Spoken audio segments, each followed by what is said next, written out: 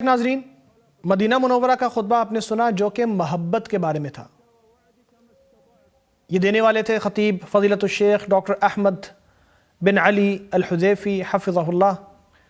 اور انہوں نے اپنے خطبے کو شروع کیا اس بات سے کہ ایسا جذبہ ہے جو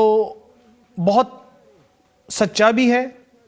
اور جو بڑا نرم بھی ہے، جو بڑا نازک بھی ہے، جو بڑا خالص بھی ہے، اور جس کو بیان کرنے کے لیے بہت سے لوگوں نے بہت سے الفاظ استعمال کیے اور بہت بلیغ اور شاندار عبارتیں استعمال کی۔ لیکن بات یہ ہے کہ ایک محبت ایسی ہے کہ جو ان ساری محبتوں سے کہ جن کا ذکر لوگ کرتے ہیں ان سے بڑھ کے ہے اور ان سے بلند تر ہے۔ یہ مادیت سے نکل جانے کے بعد انسان کو محسوس ہوتی ہے، یا جس محبت کا تعلق مادیت پرستی سے نہیں ہے،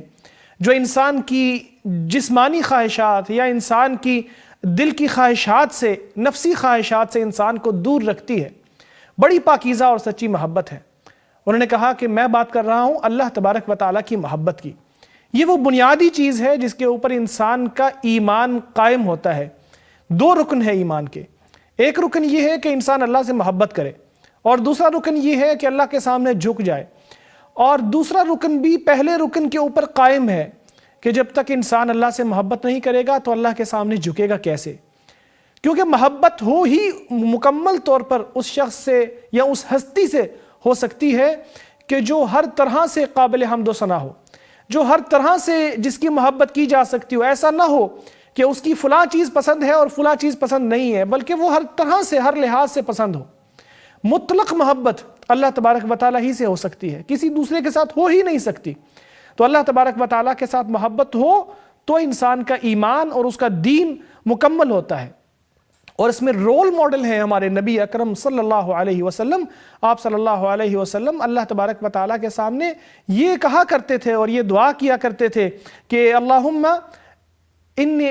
عبدک وابن عبدک، اور پھر آگے جا کے یہ بھی فرمایا کرتے تھے کہ ابوء لک بنعمتک علی وابوء بذنبی فاغفر لی فانہ لا یغفر الذنوب الا انت۔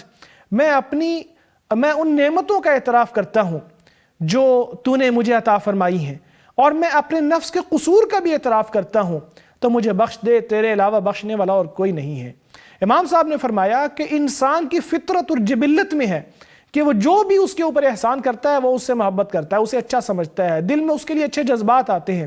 تو بھلا اس ہستی کے بارے میں آپ کا کیا خیال ہے کہ جس کی طرف سے ساری نعمتیں آنے والی ہوں؟ کوئی ایسی چیز نہیں ہے نعمت جو اللہ کی طرف سے نہ آئی ہو، کوئی ایسی برائی نہیں ہے جس سے اللہ نے محفوظ نہ رکھا ہو، تو بھلا اس کے بارے میں آپ کیا سوچ سکتے ہیں؟ اور اس سے آپ محبت بھلا کیوں نہیں کر سکتے؟ کون سی ایسی چیز ہے جو انسان کو اللہ کی محبت سے دور کر سکتی ہے؟ اور پھر جب انسان کے دل میں اللہ کی محبت بیٹھ جاتی ہے تو انسان اللہ کے قریب ہو جاتا ہے۔ اور جب نبی اکرم صلی اللہ علیہ وسلم کو اللہ تبارک و تعالیٰ نے قرآن کریم میں اس حوالے سے متنبہ فرمایا تو کہا کہ لوگوں سے کہہ دیجئے ان کنتم تحبون اللہ فاتبعونی یحببکم اللہ، اگر تم اللہ سے محبت کرتے ہو تو میری پیروی کرو، اللہ آپ سے محبت کرے گا اور آپ کے گناہوں کو بخش دے گا، اور اللہ تبارک و تعالیٰ غفور و رحیم ہے۔ پھر یہ کہ جب انسان اللہ تبارک و تعالیٰ سے محبت کرتا ہے تو اللہ تبارک و تعالیٰ کی ہر بات کو ماننے کے لیے تیار ہو جاتا ہے، کیونکہ محبت ہے ہی یہ کہ انسان محبوب کی ہر چیز کو قبول کرنے کے لیے تیار ہو جائے،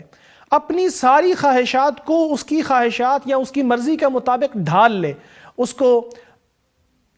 ہر وہ چیز اچھی لگنے لگے جو اس کے محبوب کو اچھی لگتی ہے، اس کو ہر وہ چیز بری لگنے لگے جو اس کے محبوب کو بری لگتی ہے۔ جب انسان کا یہ حال ہو جاتا ہے تو پھر انسان کو ایمان کا مزہ اور اس کی مٹھاس آنے لگتی ہے، وہ اللہ کی عبادت میں مانوس ہونے لگتا ہے۔ جیسا کہ حدیث مبارکہ میں بھی آتا ہے، تین چیزیں ایسی ہیں کہ جب انسان کے اندر آ جاتی ہیں تو اسے ایمان کا مزہ محسوس ہونے لگتا ہے، مٹھاس ایمان کی محسوس ہونے لگتی ہے۔ ایک یہ کہ اس کے نزدیک اللہ تبارک و تعالیٰ کی محبت اتنی زیادہ ہو، اس کے دل میں اللہ کی محبت اتنی زیادہ ہو جتنی اور کسی کی نہ ہو۔ تو جب انسان کے دل میں اللہ کی محبت سب سے بڑھ جائے گی تو اس کے دل میں آٹومیٹکلی اللہ تبارک و تعالیٰ ایمان کی مٹھاس ڈال دے گا اور اسے یہ خوشی محسوس ہونے لگے گی۔ تو ناظرین، اللہ تبارک و تعالیٰ کی محبت حاصل کرنے کا طریقہ یہی ہے کہ اللہ تبارک و تعالیٰ کی پیروی کی جائے، اللہ تبارک و تعالیٰ کے بارے میں علم حاصل کیے جائے، اللہ تبارک و تعالیٰ کا قرب حاصل کرنے کی توفیق کی کوشش کی جائے۔ اور پھر خطبے کے آخر میں ناظرین بہت ساری دعائیں بھی امام صاحب نے کی، اللہ تبارک و تعالیٰ قبول و منظور فرمائے۔